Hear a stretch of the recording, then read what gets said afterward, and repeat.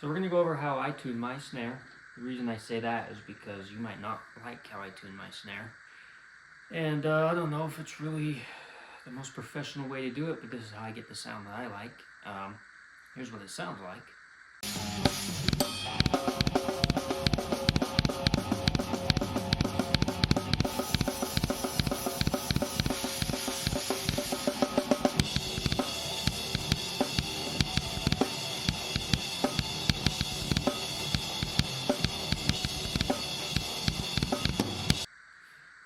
Okay, and then now we'll get into it. We'll start from the bottom here. I do need new heads right now, but I don't have them, so we're not going to worry about that. Usually you would. Hopefully you do. If not, no biggie. We're going to make sure that your snares are even here, so tighten and loosen whatever you need to, so that when you close this, we're pretty fairly even this way on there. We just don't want these hard parts sitting on the rim. I don't know the technical words for it. But anyways, what we're going to do is we're going to have that loose, and then we are going to do just the finger tight here. Go across everything and just make sure it's all finger tight.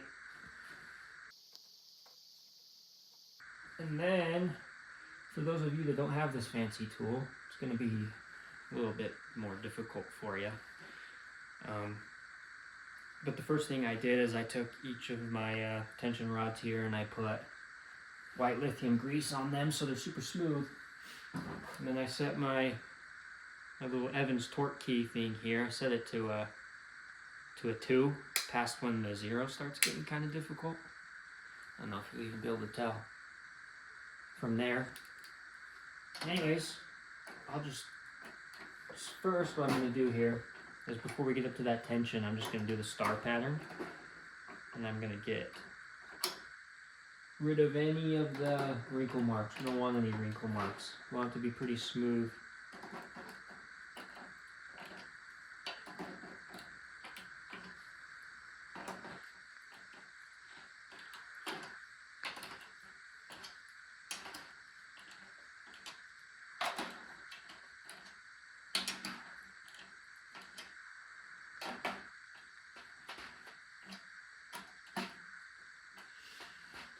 So we'll just double check everything.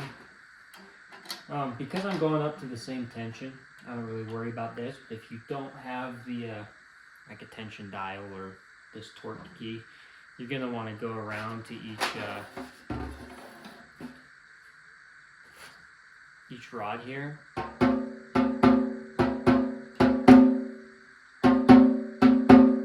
And just make sure it's all about the same. So you'll do that all the way around. Because I know what tension I want them at, I'm going to cheat. So since we're here, I'm just going to push up to mine now. And I'll do the same star.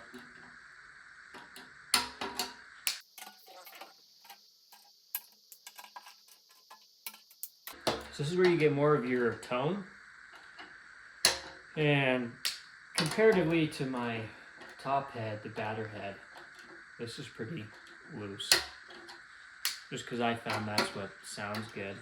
It's also going to change depending on the type of material that your snare is made out of. So this is a steel snare. So I get really strong rim shots. And I have 2.3 millimeter power hoops is what they call it. So it makes rim shots even more devastatingly loud.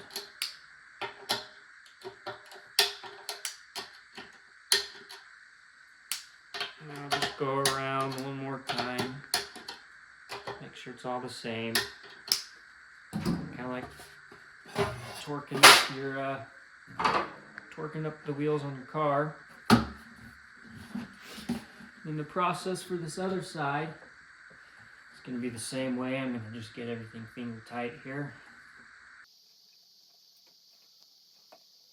Relatively close. Another cool thing about this key is it's got almost like a little finger tight mechanism up there. Put it up top. You can get it all about the same that way.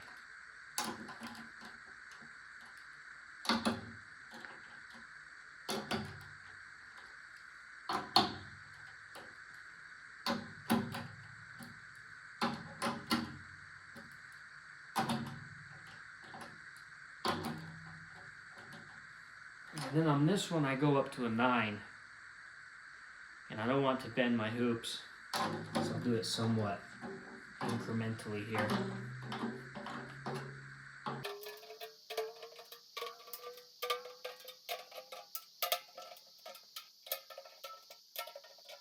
And then now, yeah, we're pretty close. So I'll just do the rest of the way.